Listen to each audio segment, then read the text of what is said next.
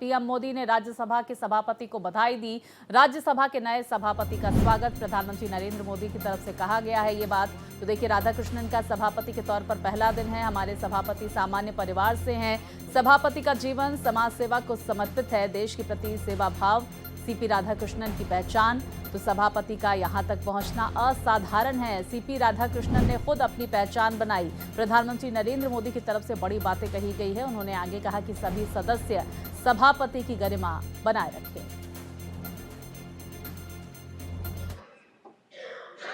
हमारे सभापति जी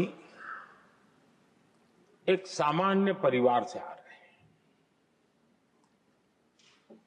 किसान परिवार से निकले हैं और पूरा जीवन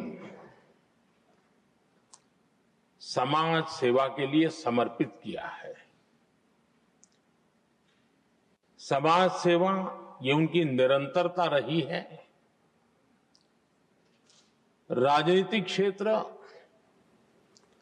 उसका एक पहलू रहा है, लेकिन मुख्य धारा समाज सेवा की रही है।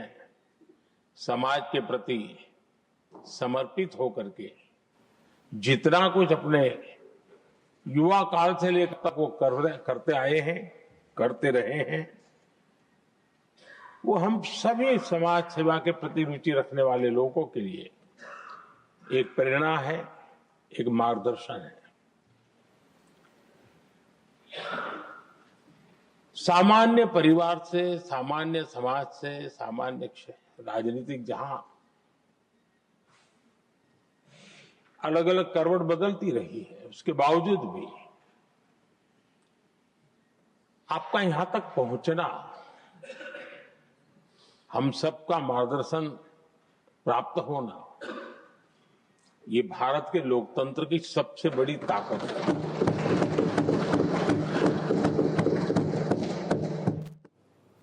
और चलिए रुक कर लेते हैं लोकसभा की कार्यवाही का। Honorable Chairperson ma'am, with your permission, I rise to lay on the table of the House the papers related to the Ministry of Environment, Forest and Climate Change, as mentioned at serial number 6 in today's list of business. Item number 7, माननीय मंत्री श्री राजेश रंजन जी। अच्छा,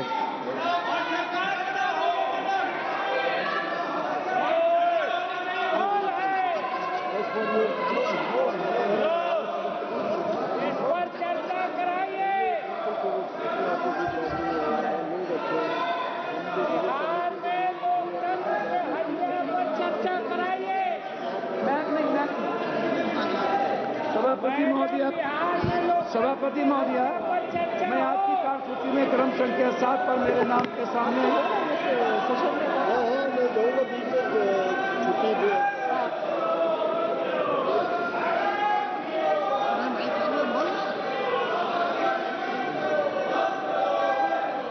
माननीय item number 8, माननीय मंत्री श्री धर्मेंद्र प्रधान जी।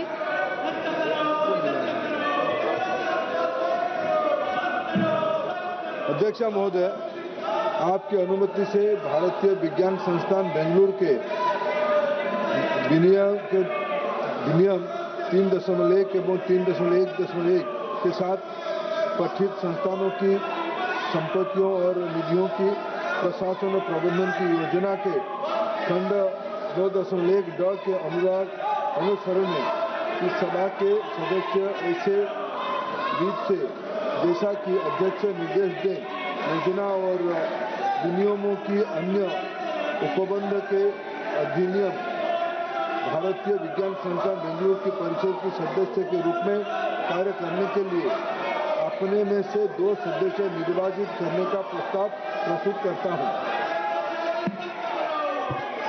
प्रश्न ये है कि माननीय मंत्री जी द्वारा प्रस्तुत प्रस्ताव को स्वीकृत किया जाए। जो सदस्य प्रस्ताव के पक्ष में है वो हाँ कहें, जो सदस्य प्रस्ताव के विपक्ष में है वो ना कहें। मेरे विचार में निर्णय हाँ वालों के पक्ष में हुआ, हाँ वालों के पक्ष में हुआ, प्रस्ताव स्वीकृत हुआ। आइटम नंबर 9, माननीय सदस्य डॉक्टर डी पुरंदेश्वरी जी।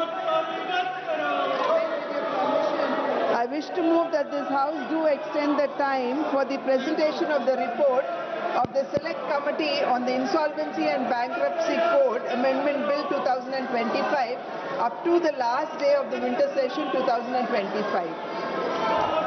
प्रश्न यह है कि माननीय सदस्य द्वारा प्रस्तुत प्रस्ताव को स्वीकृत किया जाए। जो सदस्य प्रस्ताव के पक्ष में वो हाँ कहें, जो सदस्य प्रस्ताव के पक्ष में नहीं है वो ना कहें। मेरे विचार में निर्णय हाँ वालों के पक्ष में हुआ, हाँ वालों के पक्ष में हुआ, प्रस्ताव स्वीकृत हुआ। आइटम नंबर 10, माननीय सदस्य Shri Tejasvi Surya. I wish to move that this House do extend time for the presentation of the report of the Select Committee on the Jan Vishwas Amendment of Provisions Bill 2025 up to the last day of the second week of the winter session 2025. प्रश्न यह है कि माननीय सदस्य श्री तेजस्वी सूर्या जी द्वारा प्रस्तुत प्रस्ताव को स्वीकृत किया जाए। जो सदस्य प्रस्ताव के पक्ष में वो हाँ कहें, जो सदस्य प्रस्ताव के विपक्ष में वो ना कहें। मेरे विचार में निर्णय हाँ वालों के पक्ष में हुआ, हाँ वालों के पक्ष में हुआ, प्रस्ताव स्वीकृत हुआ। आइटम नंबर 11, माननीय मंत्री श्रीमती निर्मला सीतारमण जी।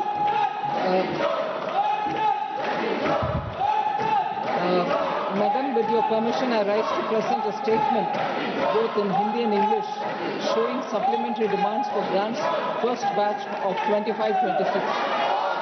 आइटम नंबर 12, माननीय मंत्री Shrimati Nirmala Sitharaman ji. Madam, with your permission, I rise to move for leave to introduce a bill further to amend the Manipur Goods and Services Tax Act 2017.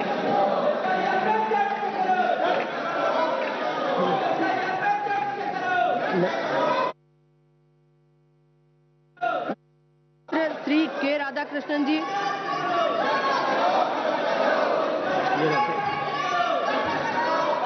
जी बोलिए बोलिए। I raise a objection. प्रश्न यह है कि विधेयक को पुनर्स्थापित करने की अनुमति प्रदान की जाए।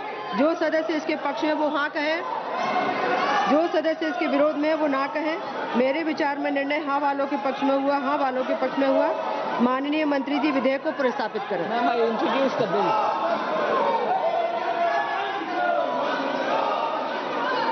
आइटम नंबर 13, माननीय मंत्री Shrimati Nirmala Sitharaman. Madam, with your permission, I rise to lay on the table an explanatory statement, Hindi and English versions, showing reasons for immediate legislation by promulgation of the Manipur Goods and Services Tax Second Amendment, Ordinance 2025, number 2 of 2025. Item number 14, माननीय मंत्री Shrimati Nirmala Sitharaman ji. Madam, with your permission, I rise to move for leave to introduce a bill further to amend the Central Excise Act 1944. माननीय सदस्य Shri Saugata Rai ji. Madam, under Rule 72(1), I beg to oppose the introduction of the Central Excise Amendment Bill 2025. It is on tobacco and manufactured tobacco substitute products. Tobacco is harmful for the human body, and this bill does not mention such dangers on the packet of tobacco and manufactured tobacco substitute products. It only seeks to collect excise from tobacco, which is causing immense harm to human beings.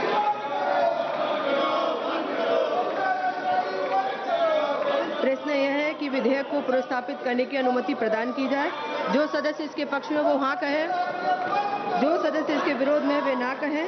मेरे विचार में निर्णय हाँ वालों के पक्ष में हुआ, हाँ वालों के पक्ष में हुआ। माननीय मंत्री जी विधेयक को पुनर्स्थापित करें। Madam, I introduce the bill. Item number 15, माननीय मंत्री श्रीमती निर्मला सीतारमण जी।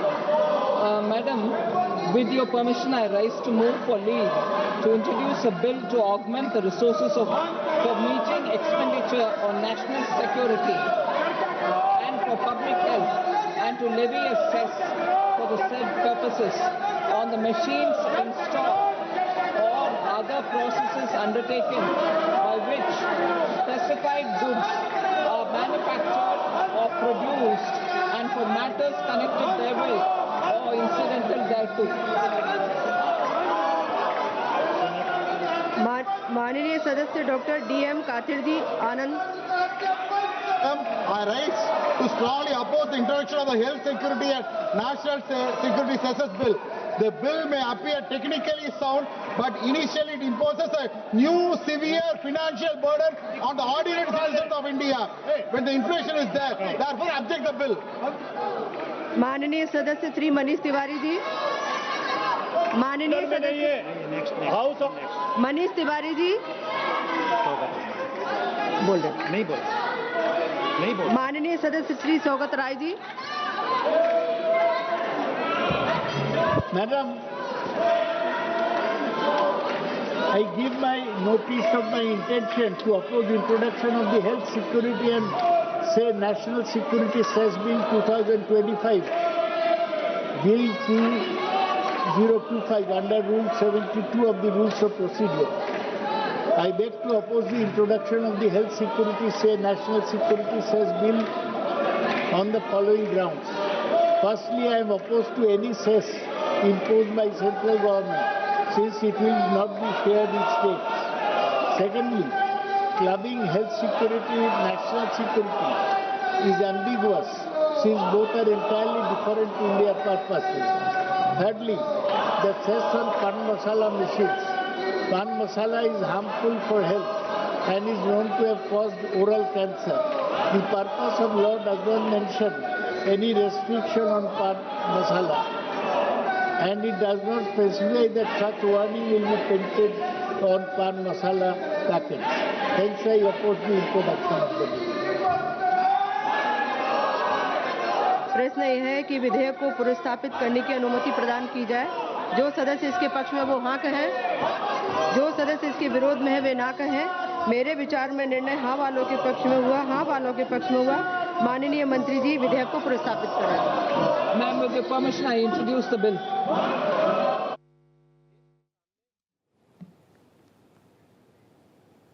तो वहीं देखिए, संसद के शीतकालीन सत्र की शुरुआत से पहले पीएम मोदी की तरफ से विपक्षी दलों को कड़ा संदेश दिया गया। पीएम मोदी ने कहा कि ड्रामा करने के लिए बहुत सी जगह होती हैं, जिसको करना है करते रहे, लेकिन ड्रामा नहीं, डिलीवरी होनी चाहिए। तो वहीं कांग्रेस सांसद प्रियंका गांधी वाड्रा ने पीएम मोदी के बयान पर पलटवार किया है और कहा कि चुनाव की स्थिति, SIR और प्रदूषण बहुत बड़े मुद्दे हैं, उन पर चर्चा जरूरी है। संसद मुद्दों पर चर्चा के लिए है, ये ड्रामा नहीं है। मुद्दों पर बोलना और उन्हें उठाना ड्रामा नहीं है। ड्रामा का मतलब है कि चर्चा ना होने देना। विपक्ष भी अपना दायित्व निभाएं, चर्चा में ऐसे मुद्दे उठाएं, मजबूत मुद्दे उठाएं, पराजय के निराशा में से बाहर निकल करके आए। और दुर्भाग्य है कि